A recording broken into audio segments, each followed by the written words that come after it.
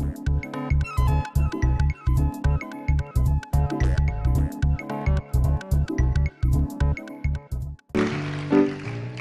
hi.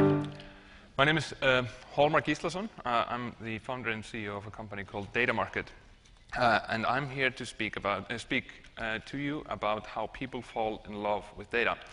Now, I'm in love with data. I don't remember when exactly that happened, but ever since, data has been playing hard to get. You know, that's kind of where the idea for DataMarket came from. Me and my co-founder, we found that whenever we wanted to base our business plans or decisions or sales projections on the best available data, we'd run into the same situation. A search would start on Google. We'd end up with an Excel sheet here, a PDF there, a PowerPoint here, proprietary web systems over there.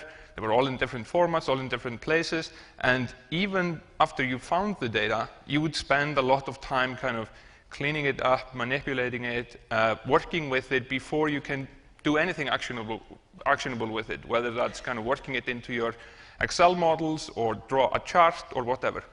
So we came up with this idea. We're probably not the only guys in the world looking for data and running into these kind of problems.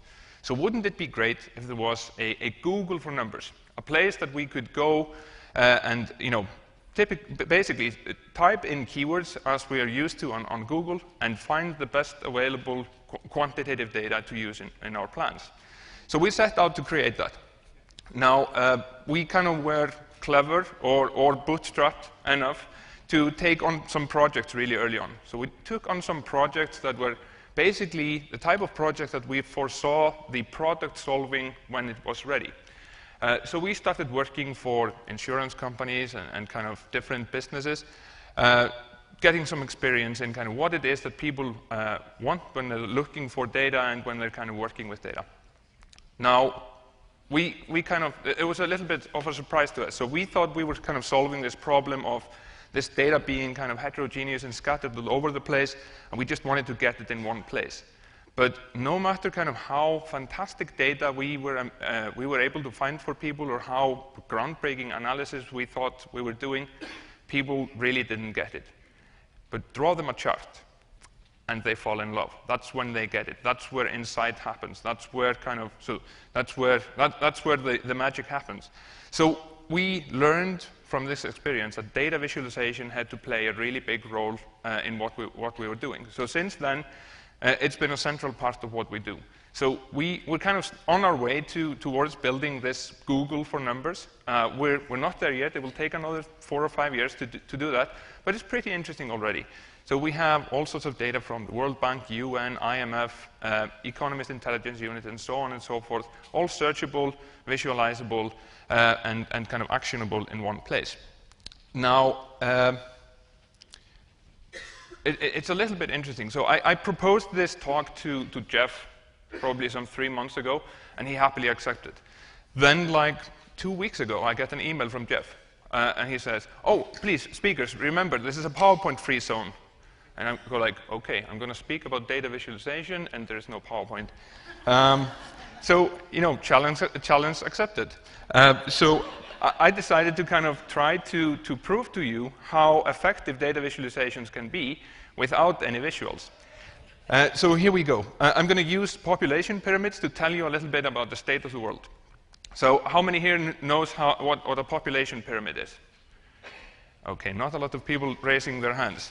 So essentially, a population pyramid is a couple of bar graphs, facing back to back, where you have kind of on the y-axis, you have the age of people, and then you have the genders on either side. So female over here, men over there, and it kind of ends up drawing a pattern that becomes quite distinct and can tell you a lot about the population that is being visualized.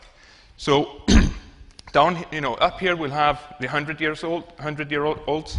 Down here we'll have the newborns, and then kind of around here we'll have the 20-year-olds. So a population pyramid for a developing country, let's say a sub-Saharan African country, will look something like this.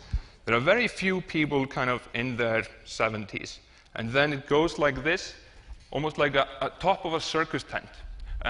So this is a symbol of high mortality rates, high birth rates, and relatively short lifespans.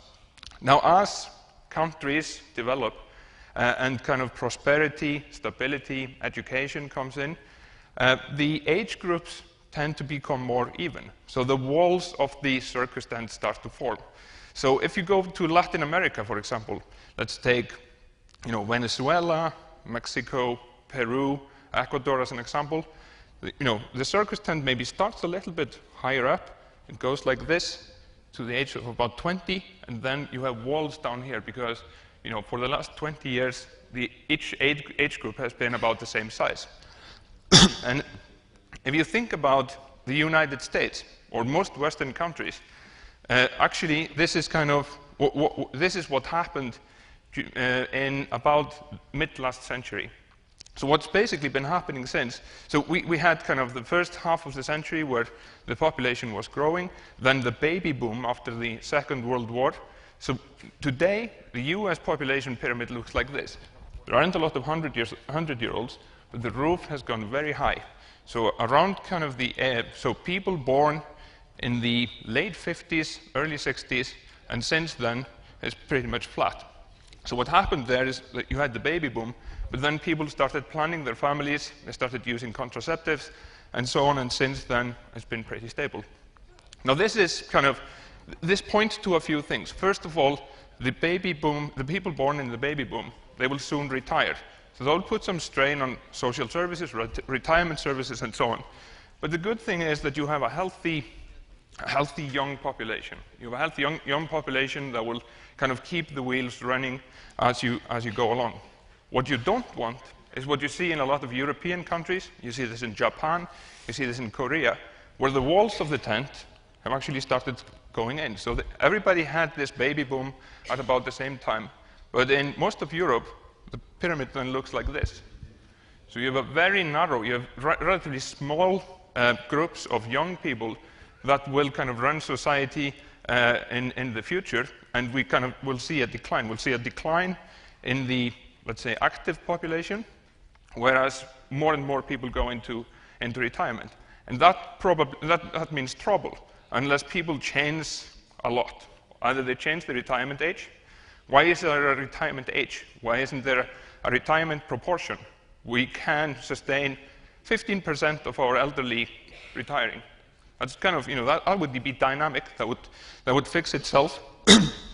Or these countries have to change the standards that they set to the caring of the elderly, or something like that. But these kind of inward declining walls is something that you don't want in your population.